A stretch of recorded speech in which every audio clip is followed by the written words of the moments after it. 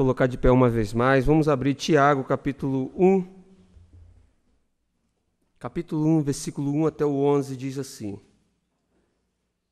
Tiago, servo de Deus e do Senhor Jesus Cristo, as 12 tribos que se encontram na dispersão, saudações.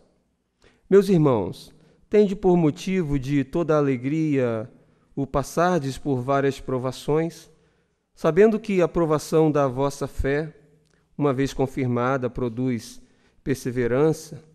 Ora, a perseverança deve ter ação completa para que sejais perfeitos e íntegros e em nada deficientes.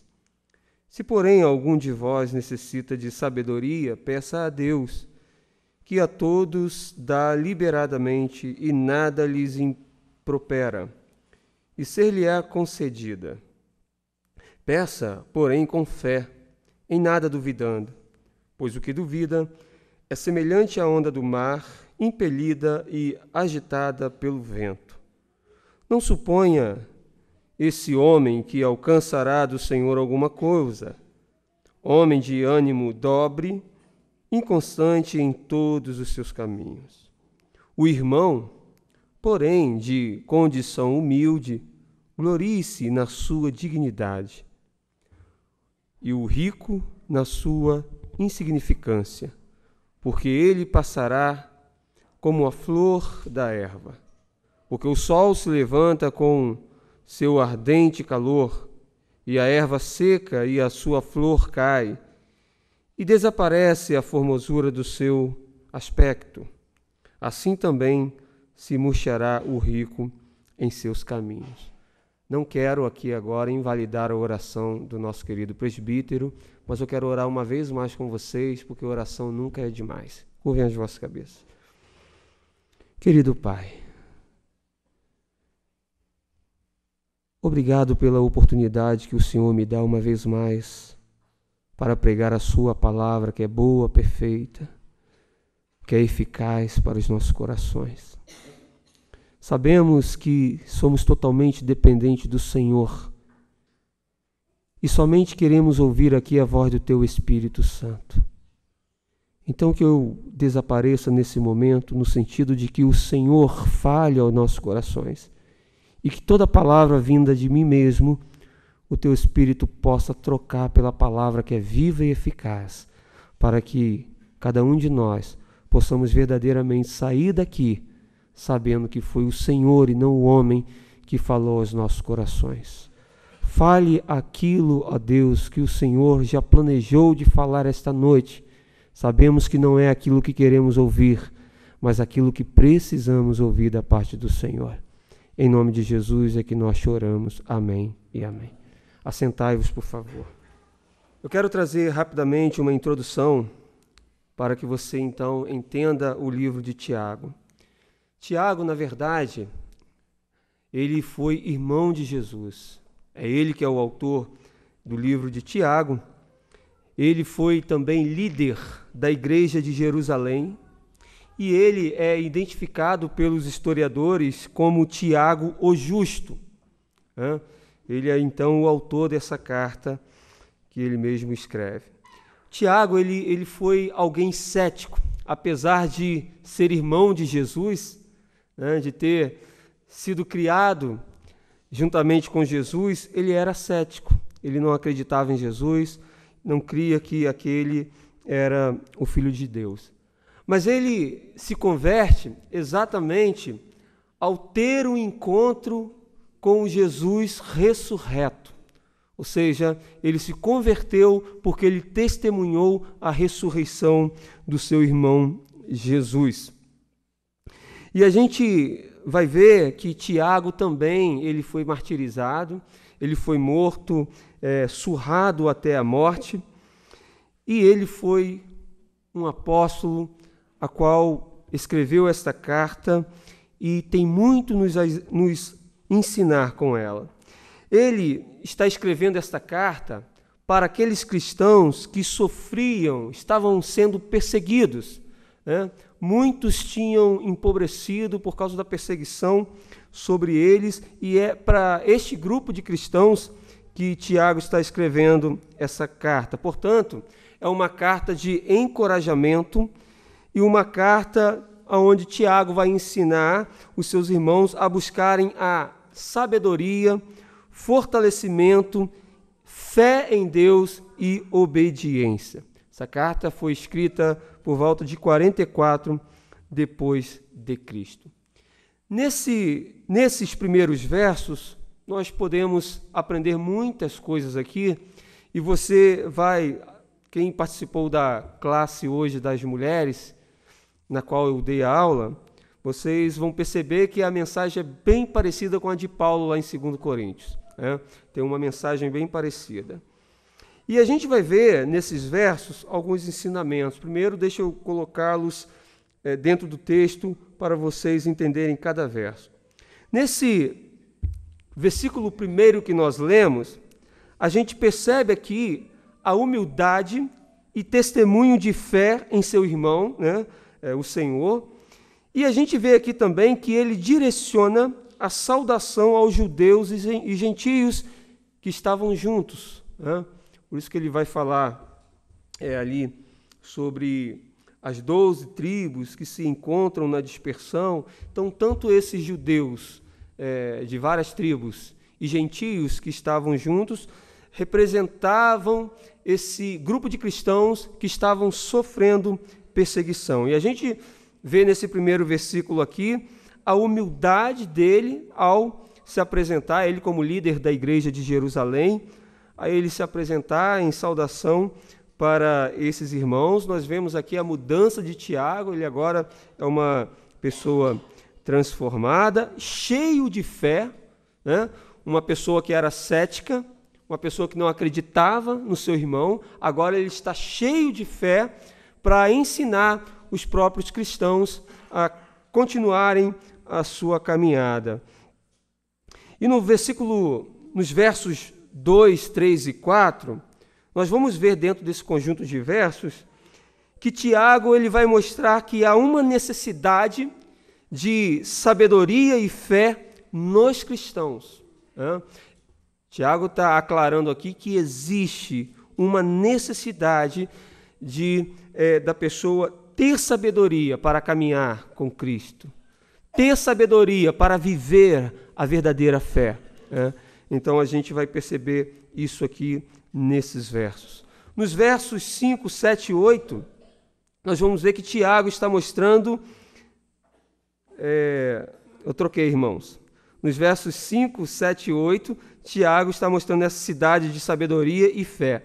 Nos versos 2 e 4, que eu pulei, 2 a 4, nesses versos, Tiago está nos mostrando que aqueles irmãos, a despeito de suas provações, eles deviam se alegrar.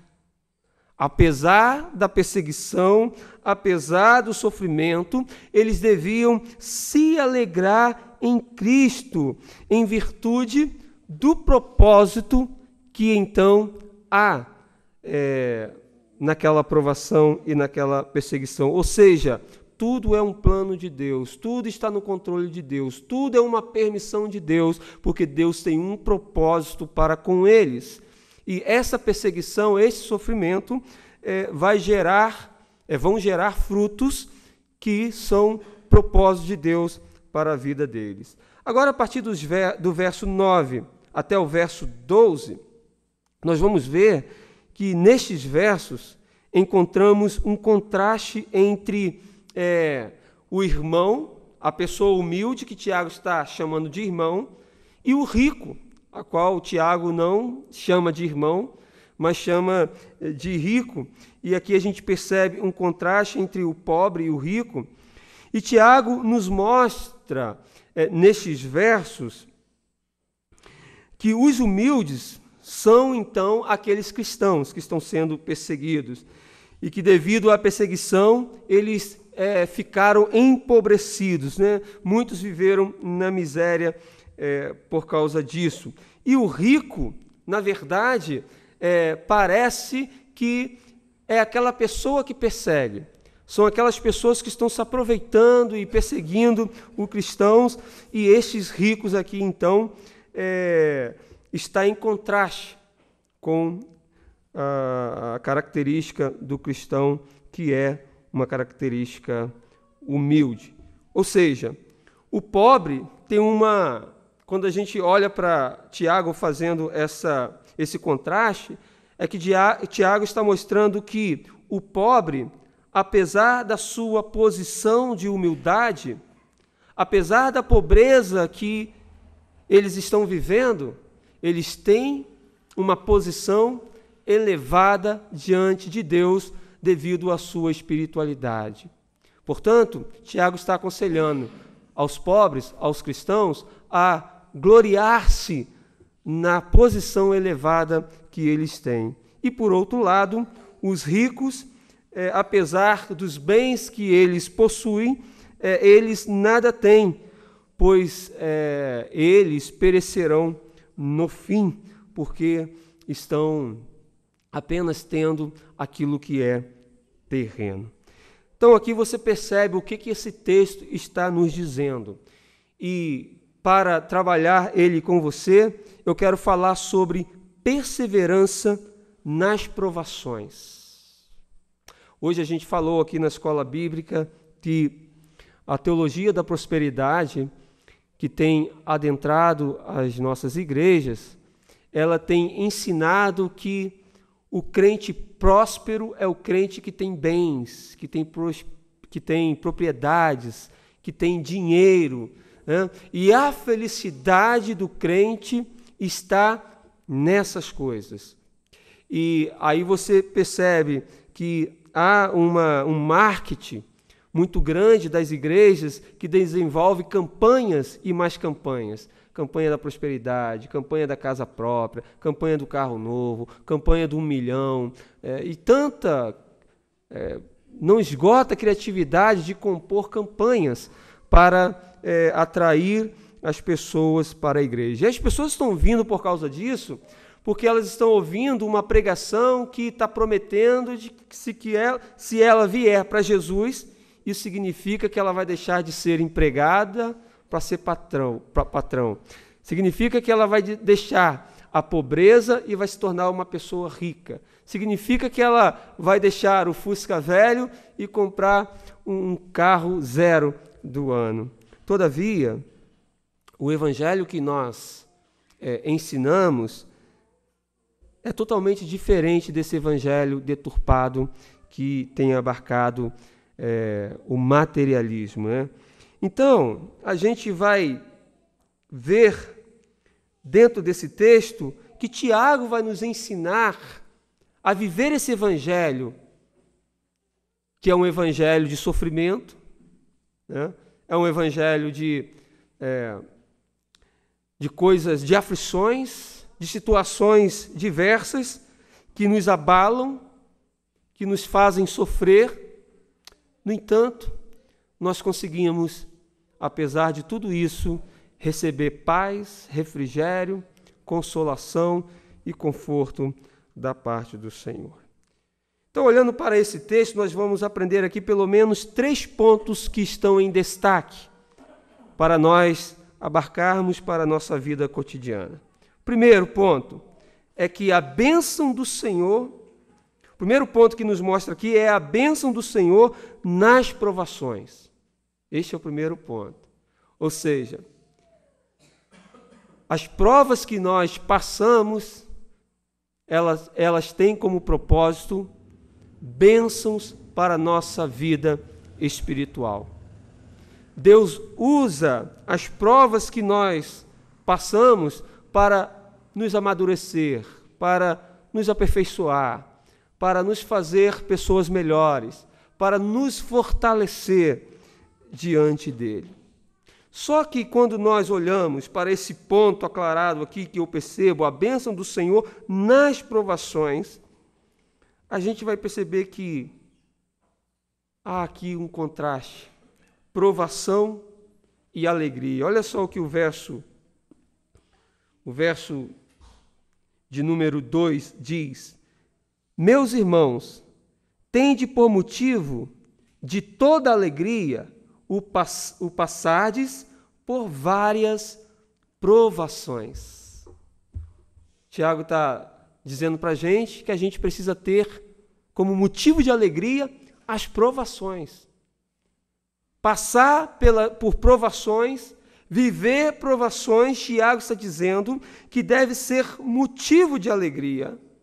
Agora, a pergunta que eu faço é: como conciliar provação e alegria?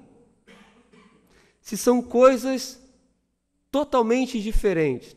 Por quê? Porque provação machuca, nos faz sentir dor. Então, como que nós vamos ter alegria na dor? Como que nós vamos ter alegria no sofrimento? E para responder essa pergunta, a primeira resposta que eu percebo da palavra de Deus é que nós precisamos, na provação, saber que existe um propósito nela. Quando nós olhamos para o verso 3, acompanhe comigo o verso 3. Vamos ler todos juntos o verso 3? 1, 2, 3.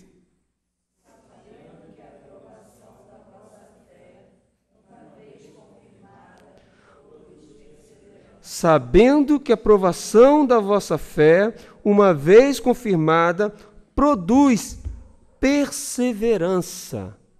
Qual é o propósito, então, da provação?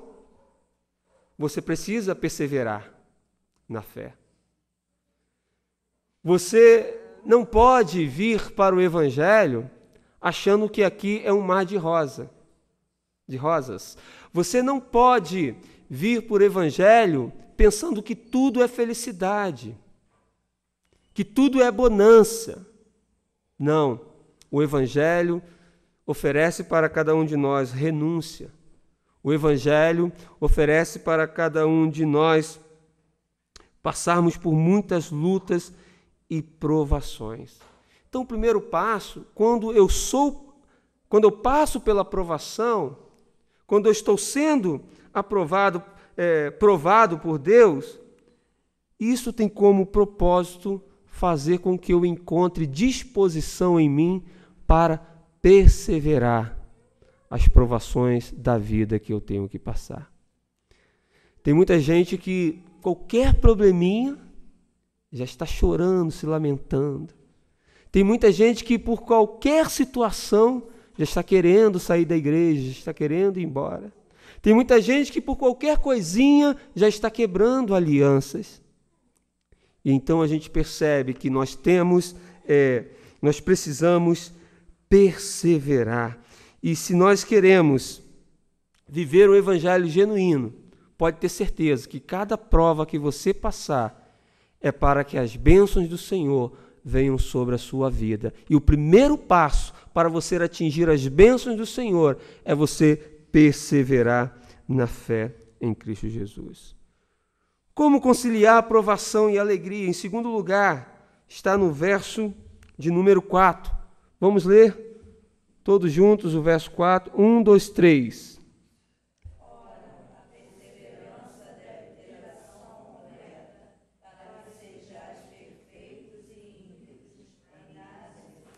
A perseverança deve ter ação completa para que sejais perfeitos e íntegros, em nada deficientes. O que a gente aprende aqui, irmãos, que nós precisamos passar pela provação e conciliar a provação com a alegria, tendo então foco no objetivo, no propósito dessa provação. Qual é, então, o foco que nós precisamos estar focado? É a nossa perfeição, integridade e em nada deficiente. Ou seja, Deus está nos moldando, Deus está nos reconstruindo, Deus está nos fazendo crescer, amadurecer, evoluir. E isso é uma bênção. Isso significa dizer que você hoje está sendo melhor do que foi antes e que vai ser amanhã melhor do que está sendo hoje, porque você está vivendo um processo de crescimento com Cristo. E a provação tem esse fim de fazer você melhorar, sendo uma pessoa perfeita, na perfeição de Cristo, sendo uma pessoa íntegra, sendo uma pessoa em nada deficientes. Então você percebe aqui que essas provações, meu irmão e minha irmã, é para fazer com que você melhore, é para fazer com que você seja melhor, né? Repito, Tiago está escrevendo essa carta para os cristãos, judeus e gentios, que estavam sendo perseguidos por causa da sua fé. Então eram pessoas que estavam seguindo a Cristo. Então, se você está seguindo a Cristo, se você está passando por provações, por seguir a Cristo, pode ter certeza que isso tudo tem um propósito da parte de Deus, para Ele fazer com que você melhore. Em terceiro lugar, como eu devo conciliar provação e alegria? Eu diria que aceitando a provação. Aceitando a provação. Eu já ouvi um pastor dizer que se você quer saber a diferença entre ovelha e bode, é só você pegar o cajado e bater um pouquinho, dar uma pancadinha na ovelha. Se a ovelha ficar mansinha e até ir para o matadouro, né? Mansinha porque de fato é ovelha. Mas se berrar, né? Se gritar, se querer bater no pastor, né? Se fizer tudo isso, significa que não é ovelha, é bode, é cabrito. E às vezes a pessoa deixa de ser ovelha porque não aceita a luta e a provação que está passando. E não aceita por quê? Porque você tem visto e ouvido lá no canal que você coloca lá da Record, quando você assiste Edir Macedo, lá no canal da Bandeirante, quando você assiste, como é que é o nome, gente? Valdomiro, e por aí vai, que diz que você tem que determinar, que você não pode aceitar, enfim, e são várias heresias. Mas a verdade é que a aceitação da dor, da provação, é, na verdade, o princípio da cura. Quando você fica lutando contra a provação para que aquilo acabe, você sofre muito mais. Quando você está lutando contra aquilo que está te fazendo mal, a dor que você está sentindo, você sofre muito mais. Mas quando você tem certeza que você está no controle de Deus, que Deus quem guia os seus caminhos, e você está passando por uma luta, você aceita. Está passando por uma enfermidade, você aceita. Por quê? Porque se Deus está no controle, Ele sabe por que Ele permitiu aquilo com você. Isso quer dizer que Ele também está trabalhando na sua vida através dessa enfermidade, dessa dor, desse problema que você está vivendo. Então, aceitar significa dizer que você está confiando em Deus. Que você entende que, apesar do que você está vivendo, Deus tem o controle da sua vida. Então, como que nós conciliamos provação com alegria? Como que nós podemos sentir alegria em tempos de provações? Em primeiro lugar, sabendo que existe um propósito nela. Em segundo lugar, porque nós precisamos olhar para o foco daquela provação. E em terceiro lugar, porque nós precisamos aceitar a provação para receber no seu fim a cura, o refrigério e, por fim, a alegria. Então, a bênção do Senhor nas provações é o primeiro ponto que eu percebo na iluminação desse texto sagrado. Segundo ponto que eu percebo aqui, que está em destaque, é a confiança na sabedoria divina. Vamos, por favor, ler o verso 5, todos juntos? 1, 2, 3.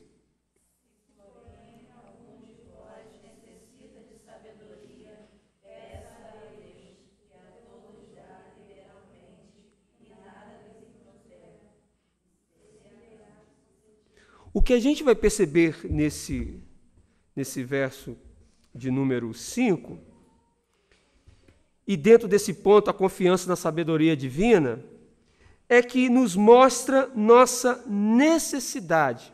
Em primeiro lugar, nos mostra a nossa necessidade. Ou seja, todo cristão tem necessidades. E qual a primeira necessidade que nós vamos perceber aqui nesse texto e nesse verso que nós lemos? A primeira necessidade é a necessidade de exame. É uma análise que nós devemos fazer de nós mesmos. Perceba que o texto está dizendo assim, ó, se porém algum de vós. Então, se porém algum de vós, a mensagem é para que nós então façamos uma autoanálise, para saber então se existe aqui necessidade de sabedoria. Fazer uma autoanálise para saber se as minhas atitudes estão dentro dos ensinamentos de Cristo. Fazer uma autoanálise para ver se a minha vida está pautada em Cristo Jesus. Então, já nesse primeiro verso, eu percebo aqui, quando o Tiago fala, se porém algum de vós, eu percebo aqui que existe uma necessidade da gente olhar para dentro de nós, fazer um exame, para saber se verdadeiramente a vida que nós estamos vivendo é a vida que Cristo tem preparado para nós.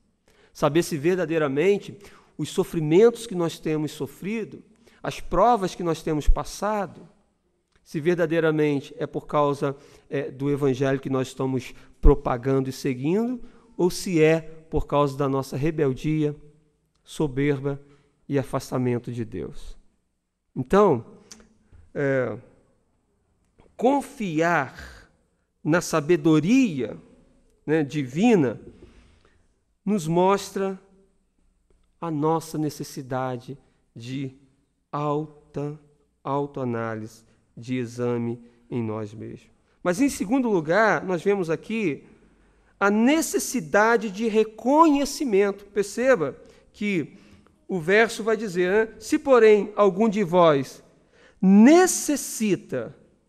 Então, a gente percebe aqui, né, nesta palavra, que existe a necessidade de reconhecimento. Reconhecer aquilo que precisamos.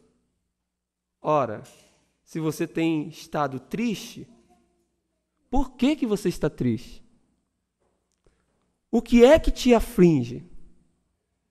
Então você precisa olhar para dentro de você e reconhecer. Quando você começa a fazer essa autoanálise, você começa a perceber, eu estou sofrendo isso porque eu estou colhendo o fruto daquilo que eu plantei. Então, quando você tem esse discernimento, você então está reconhecendo qual é a sua necessidade. Talvez, quem sabe, se confessar diante de Deus. Talvez, quem sabe, voltar ao primeiro amor. Talvez, quem sabe, se arrepender dos seus pecados. Talvez, quem sabe, acertar uma conta. Talvez, quem sabe, renovar a aliança. Talvez, quem sabe, voltar a um concerto com Deus. Quando nós olhamos para a nossa necessidade, nós reconhecemos então o que verdadeiramente nós precisamos e necessitamos. Em terceiro lugar, a confiança na sabedoria divina nos mostra a necessidade de pedir a Deus aquilo que nós necessitamos. Veja, porém, se algum de vós necessita de sabedoria, faça o quê? Peça a Deus. Então a gente aprende aqui que temos também a necessidade de pedir. Isso significa ter fé para pedir aquilo que precisa. Por que, irmãos, que eu estou dizendo isso? Porque às vezes nós estamos na igreja, mas já não acreditamos em mais nada. Às vezes nós estamos na igreja e não pedimos mais aquilo que nós entendemos que precisamos. E muitas vezes também, os pedidos que nós fazemos estão de acordo com a nossa própria vontade, não com a análise para entender verdadeiramente o que você precisa pedir a Deus. Então, antes de você pedir uma bênção para o casamento, peça uma bênção espiritual. Antes de você pedir uma felicidade na vida, peça para que o Senhor te ilumine no caminho que você deva andar. Então, você tem que fazer análise, porque às vezes a gente pode estar pegando atalho ou passando por lugares que não é o caminho para a gente ir. E aí a gente pede errado. Pedis e não recebeis, porque pedis mal. Então eu entendo aqui e aprendo aqui que confiar na sabedoria divina é perceber que nós temos necessidade de exame, nós temos necessidade de reconhecer a nossa necessidade e nós temos necessidade de pedir aquilo que precisamos. E por que pedimos sabedoria a Deus? Porque Ele é toda a fonte de sabedoria. Você quer ser uma pessoa sábia? Peça sabedoria para Deus. Ora, você pode ser um ótimo professor, você pode ser uma pessoa muito inteligente, que bom que você é, mas saiba que se você pedir a sabedoria de Deus, você vai ser muito mais e melhor do que você já pensou em ser. Então aqui nós aprendemos que a confiança na sabedoria divina nos mostra necessidades que nós temos, necessidade de fazer autoanálise, necessidade de reconhecer a nossa necessidade e necessidade de pedir com fé aquilo que nós precisamos. Terceiro ponto que eu observo, que está em destaque aqui nesse texto, já ia falar o mesmo ponto. É a total dependência de Deus. Esse é o terceiro ponto. A gente perceber ou nos colocar na total dependência de Deus. Isso porque, irmãos, a partir do verso 9 até o verso 11, nós vamos perceber aqui que não devemos nos gloriar nas posses materiais, e sim nos tesouros celestiais. E quando a gente tem essa percepção, nós nos tornamos totalmente dependentes de Deus. Leamos o verso 9, por favor, todos juntos. 1, 2, 3.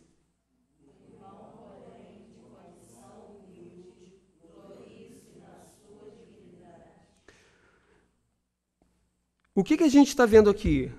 Que a nossa dignidade, a dignidade do cristão, está na posição que temos com Deus e não na posição que nós temos diante do homem. A dignidade não está em você ser um bispo, um pastor, um padre. A dignidade não está no status que você tem diante a sociedade, o carro que você possui. Essa é a diferença e o contraste que Tiago está fazendo entre o rico e os humildes que eram os cristãos. Então a gente vai perceber, em primeiro lugar, que está na total dependência de Deus.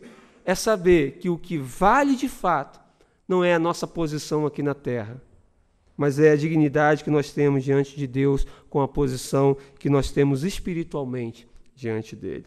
Por isso é que o verso 9 nos diz: o irmão, porém, aqui Tiago está chamando os cristãos, os judeus e os gentios de irmãos. E ele está dizendo: o irmão, porém, de condição humilde, ou seja, aquele povo que estava na pobreza, glorie-se na sua dignidade. Não reclame do momento ruim que você está passando. Não se sinta humilhado pelo fato de você ser pobre. É claro que eu não estou aqui iniciando uma teologia da pobreza ou da miséria. Até porque Tiago não está falando aqui de bens materiais, de riquezas. Mas Tiago está falando aqui de pessoas. Então havia um grupo de pessoas que eram humildes, e um grupo de pessoas que era ricas. Só que no contexto ali, aquelas pessoas ricas que estavam perseguindo os pobres. Então não tem nada a ver em você ser rico. Não tem nada a ver em você não poder ser próspero. Tem a ver com as pessoas. Aqueles ricos lá perseguiam os cristãos. E por causa disso, os cristãos estavam empobrecidos. Mas aí o conselho aqui, o conselho de Tiago, o ensinamento de Tiago é que a dignidade deles não está nas riquezas desta terra, mas naquilo que eles possuem com Deus, na posição que eles têm diante de Deus. O que a gente percebe, então, a pergunta que a gente faz olhando para esse texto, eu já expliquei, mas quem são essas pessoas ricas? Ou quem é essa pessoa rica que está aqui no texto? No versículo 10 a gente vê que diz assim, olha, e o rico na sua insignificância, porque ele passará como a flor da erva. Então, Tiago está dizendo para os cristãos, vocês precisam gloriar-se na posição que vocês têm com Deus, na espiritualidade de vocês. E o rico gloria-se na sua insignificância. Então, a gente percebe aqui que Tiago está apontando para os significantes. Tiago está relacionando o rico com o insignificante. O que isso quer dizer? Que aquelas pessoas não eram escolhidas de Deus, não faziam parte do povo de Deus e, portanto, insignificante. No fim, todos eles perecerão. Então a gente vê que Tiago não fala de riqueza, mas sim de pessoas. Portanto, eu posso ter muita coisa, eu posso ter muitos bens materiais, posição elevada e, no entanto, ser insignificante diante de Deus.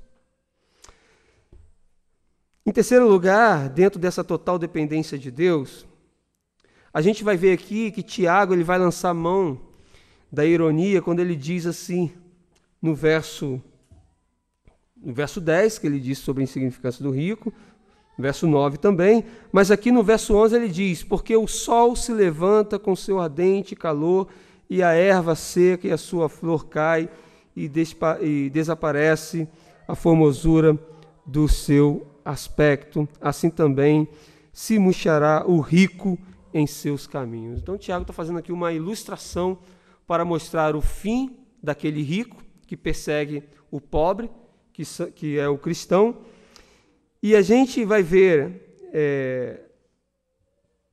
que ele está usando essa ilustração para demonstrar o contraste que existe entre o cristão e o rico, entre o salvo e o ímpio.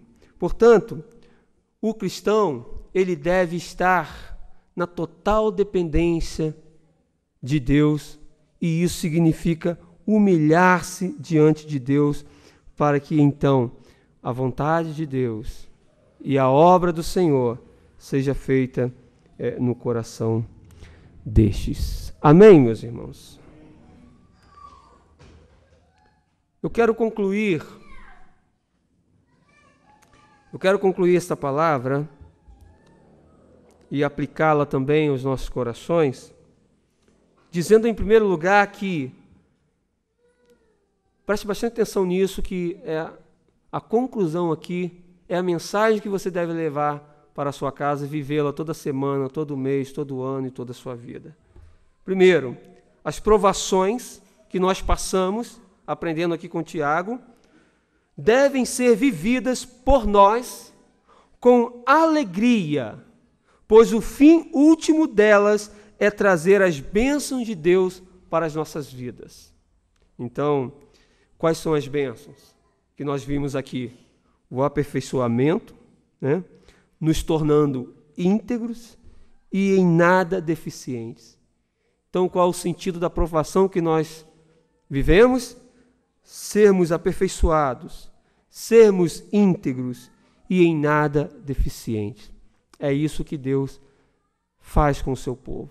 Agora, é isso que nós temos visto por aí? Fica a reflexão. São cristãos cristãos, meu Deus, assim que nós temos visto por aí, no nosso cotidiano, reflita sobre isso. Segundo lugar, a confiança na sabedoria divina nos faz aceitar as provações que vivemos, confiando nos propósitos de Deus por meio delas. Então, quando nós estamos verdadeiramente confiando na sabedoria de Deus, que se Ele permitiu aquilo acontecer porque Ele tem um propósito, se nós confiamos verdadeiramente nos propósitos de Deus, nós saberemos então passar por cada uma dessas provações. E aí a gente viu que a aceitação é o princípio da cura e da alegria, e isto é sabedoria. Sabedoria é saber aceitar a dor que você está vivendo. Sabedoria é saber aceitar a provação que você está passando. Sabedoria é saber passar pelas lutas confiando de que Deus tem um propósito nela para o seu aperfeiçoamento, para a sua integridade, para que você seja uma pessoa perfeita diante do Senhor. E é claro, nós estamos nesse processo o tempo todo. E em terceiro lugar, a nossa humildade diante do Senhor nos leva a viver na dependência dEle, reconhecendo que apesar da nossa posição, muitas vezes, de humildade aqui na terra diante do homem, temos uma posição elevada no céu e é nela que devemos nos gloriar. Então, quem sabe você é uma pessoa que foi humilhada dentro da sua família, quem sabe você é uma pessoa que tem sido humilhada no seu trabalho, na escola que você estuda, mas você precisa entender que a posição que você tem é muito mais elevada do que qualquer posição do ímpio, porque você tem a posição celestial. Então, seja humilde, mas glorie-se na posição que Deus te deu, e esta posição que vale de fato a pena. Terminando, irmãos, eu deixo aqui para a reflexão dos irmãos as seguintes perguntas. Você é um crente que se alegra em Deus só nos momentos bons? Ou você também se alegra nos tempos de provações, confiando na sabedoria divina e colocando-se na total dependência de Deus? Fique com essa reflexão. Curva a sua cabeça nesse momento. Reflita sobre isso enquanto eu vou estar cantando essa canção.